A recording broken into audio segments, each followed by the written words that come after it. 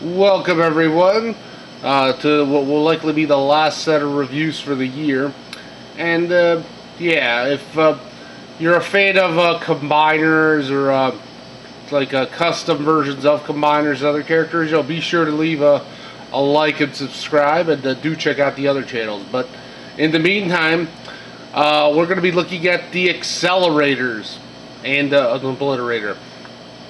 Yes, now these were originally they debuted in Europe, and they were later brought over to America as part of between Generation 1 and 2. So they were given the G2, it's insignias there. So the original Axelerators, they were a team of very skilled, Autobots. Who went on dangerous missions and very fast, as their name would imply.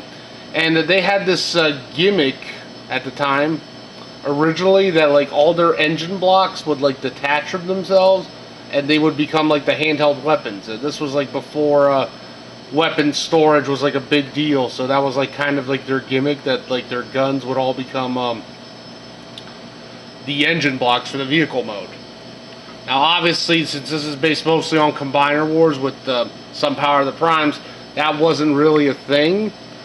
But all the hand folk guns are silver, and the weapons were made silver, sort of to as a callback to that. Especially works well with this one here in the back.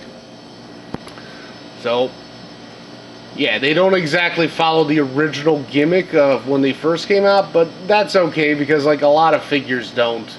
Usually when they get re-released later anyway.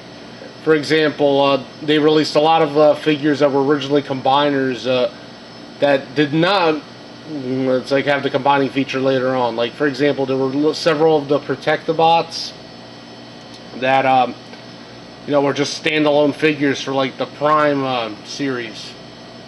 And yeah, some of these others were re-released without some of their other gimmicks. So it's not unheard of or uncommon. It happens all the time. But so yeah, we have the Axelerators here with their leader Rapido, who is basically based on the most interesting bot in the world.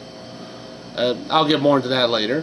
So you have their leader Rapido. Then you have their advanced scout here, Zap, also known as Windbreaker. Then you have the other one, the Thrill Seeker one, that's also super skilled, Skram. And the backup here, Turbofire, also known as Hot Rider. And then in the back we have the Obliterator Pyro, which was also later known as Spark. Yeah, so these were some of the very interesting customs, and they were all painted by Cooljazcustums, and we're going to get into them individually very soon, so stay tuned for that. And yeah, alright, stay tuned everyone.